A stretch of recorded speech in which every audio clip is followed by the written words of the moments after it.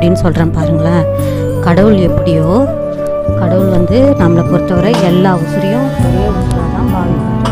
இன்றைக்கி Sunday special வழக்கம் போல் rice, chicken வறுவல், அடுத்தது சிக்கன் குழம்பு, அடுத்தது ரசம். சரிங்களா? சரி சரி. இப்போ நான் இன்னைக்கு லைவில் என்ன சொன்னேன்? கற்கடேஸ்வரர் நண்டுக்கு எப்படி சிவபெருமான் காட்சி கொடுத்தாரு, அதுக்கு எப்படி சாப விமோசனம் கொடுத்தாரு அப்படின்றத லைவில் சொன்னேன். அப்போ நண்டுன்றது சின்ன உசுராக இருந்தால் கூட கடவுளை பொறுத்தவரை எல்லா உசுரும் ஒன்று தான். புரியுதா உங்களுக்கு?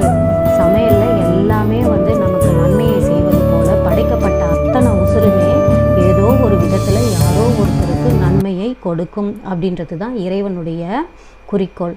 ஆகையால் நீ உயர்ந்தவன் நான் தாழ்ந்தவன் அந்த பாரபட்சம் எங்கேயும் இருக்கக்கூடாது. கடவுளை பொறுத்தவரை எல்லா உசுரும் நமக்காக படைக்கப்பட்ட ஒன்று.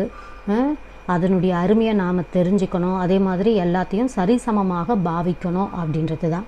இன்றைய சமையலை பொறுத்தவரை எந்த உயிராக இருந்தாலும் இறைவனால் படைக்கப்பட்ட ஒன்று, அதுக்கான உரிமையை கொடுக்கணும். அதே மாதிரி எல்லாவற்றையும் சரிசமமாக பாவிக்கணும். இறைவனை பொறுத்தவரை யாரும் உயர்ந்தவங்க கிடையாது, யாரும் தாழ்ந்தவங்க கிடையாது. இந்த கருத்து உங்களுக்கு பிடிச்சதுன்னா மறக்காமல் சேனலை சப்ஸ்கிரைப் பண்ணிக்கோங்க, மறக்காமல் லைக் பண்ணிக்கோங்க. இது ஆன்மீக ஜோதி. அடுத்த பதிவில் சந்திக்கலாம். வணக்கம்ப்பா.